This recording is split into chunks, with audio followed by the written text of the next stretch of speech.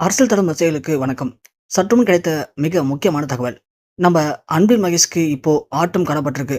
ஏன்னா, கல்வித்துறையில இத்தனை கோடி மெகா ஊழலா? அட பாவிங்களா! அப்படின்னு ஆச்சரியப்படுற அளவுக்கு அன்பில் மகேஷ் பற்றி இப்போ அண்ணாமலை மிக முக்கியமான தகவல பகிர்ந்திருக்காரு. இந்த தகவல் ஒண்ணு போதும் இப்போ அன்பில் மகேஷ் கைதாவறதுக்கு. அது மட்டும் இல்லாம அவர் பண்ண ஊழல் பத்தி நாம இப்போ பார்க்கலாம். ஸோ திமுக அரசு கடந்த 5 ஆண்டுகள் தமிழகத்துல ஆட்சி புரிஞ்சாங்களா? இல்ல ஊழல் புரிஞ்சாங்களா? அப்படிங்கிறது தான் இப்போ எல்லாருக்கும் ஏற்பட்டிருக்க மிகப்பெரிய சந்தேகமே. ஏன்னா, இவங்க ஆட்சி புரிஞ்சது 5 வருடம்.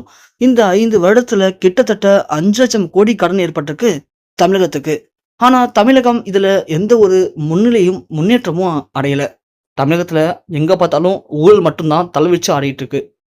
அதுல ரோடு போடாமலே ரோடு போட்டேன்னு சொல்லியும், அங்க ஆரம்பிச்சது ஸ்கூல்ல நடக்கிற சத்துணவு, குழந்தைகள் தரக்கூடிய முட்டைன்னு எல்லாத்துலயுமே ஊழலுங்க.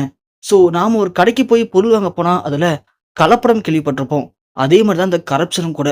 ஸோ எந்த துறையில இருக்கக்கூடிய அமைச்சர்களும், அந்த துறையில கொஞ்சம் கூட பாரபட்சமே பார்க்காம, அவங்களுக்கு ஒதுக்கப்பட்ட துறைகள்ல அவங்களால முடிந்த வரைக்கும் ஊழல் பண்ணியிருக்காங்க. அப்படிதான் நம்ம அன்பில் மகேஷ் பொய்யாமொழி.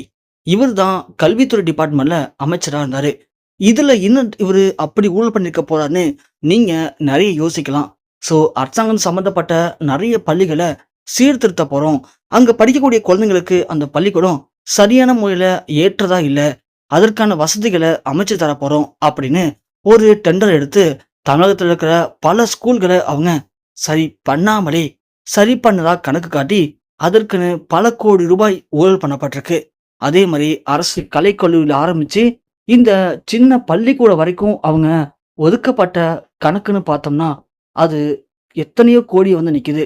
அத்தனை கோடி ரூபாயும் அந்த முன்னேற்றத்துக்காக ஒதுக்கப்பட்டுச்சான்னு கேட்டோம்னா, அது டெண்டரா ஒதுக்கப்படுறது சரி.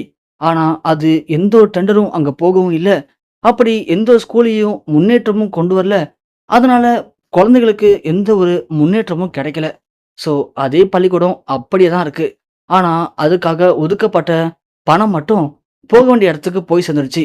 இப்படி கல்வித்துறையில இருக்கக்கூடிய அன்பில் மகேஷ் இந்த அளவுக்கு ஊழல் பண்ணியிருப்பாருன்னு யாருமே எதிர்பார்த்திருக்க மாட்டாங்க. அந்த அளவுக்கு அவரும் ஊழல் பண்ணியிருக்காரு. அப்படி அவர் பண்ண ஊழல்ல அவருக்கு மட்டும் தான் சம்மந்தம் இருக்கா அப்படின்னு கேட்டோம்னா, இல்லவே இல்லங்க. திமுகல இன்னும் இருக்கக்கூடிய பெருந்தலைகளுக்கும் இதுக்கும் கூட சம்மந்தம் இருக்கு அப்படின்னும், அவங்களுடைய எந்த ஒரு இல்லாமலும் எந்த ஒரு அமைச்சரும் எந்த ஒரு விஷயத்தையுமே பண்ணல. ஸோ இருக்கக்கூடிய எல்லா அமைச்சர்களும் மேல் இருக்கக்கூடிய தலைவர்கள் பேச்ச கேட்டு தான் நடந்திருக்காங்க. அவங்க சொன்னத மட்டும் தான் செஞ்சிருக்காங்க. அதனால இங்க இருக்கக்கூடிய அமைச்சர்கள், எம்.எல்.ஏக்கள் எல்லாரையுமே அவங்க தான் ஒரு கட்டமைப்பா வச்சு நடத்தியிருக்காங்க. அவங்களுக்கு தெரிஞ்சு தான் இந்த ஊழல்கள் எல்லாமே நடந்திருக்கு. அதனால அவர்களுக்கும் இந்த ஊழலுக்கும் அதிகமான சம்பந்தம் இருக்கு. அதனால எங்களுக்கு தெரியாம நடந்த ஊழல் அப்படின்னு அவங்க இதிலிருந்து எஸ்கேப் ஆகவும் முடியாது. அது மட்டும் இல்லாம இதுல அவங்களுக்கு பங்கு இருக்கு அப்படிங்கிறதுக்கான ஆதாரங்களும் கூட இப்போ அமலாக்கத்துறையினர் ரெடி பண்ணியிருக்காங்க. இதுவரைக்கும் பதுங்கியிருந்த அமலாக்கத்துறையினர் இப்போ கடுமையான வேட்டையில இறங்கிட்டாங்க. சிக்கிற எல்லாருமே கண்டிப்பா இதுல மாட்டியே தீரணும் அப்படிங்கிற மாரி அமலாக்கத்துறையினர் கண்டுபிடிச்சிட்டு இருக்க ஒவ்வொரு தகவலின் அடிப்படையில திமுக சேர்ந்த முக்காவாசி பேர் கண்டிப்பா கைது செய்யப்பட்டு சிறையில் அடைக்கப்பட வாய்ப்பு இருக்கு அப்படிங்கிற தகவல்கள் அடுத்தடுத்து வெளியாகிட்டு இருக்கு. உண்மையிலே தகவல் உங்களுக்கு பிடிச்சிருந்துச்சு அப்படின்னா மறக்காம நம்ம வீடியோக்கு ஒரு லைக் பண்ணுங்க. அதோட நம்ம சேனலை சப்ஸ்கிரைப் பண்ணி தொடர்ந்து ஃபாலோ பண்ணி உங்களுடைய சப்போர்ட் எங்களுக்கு கொடுங்க.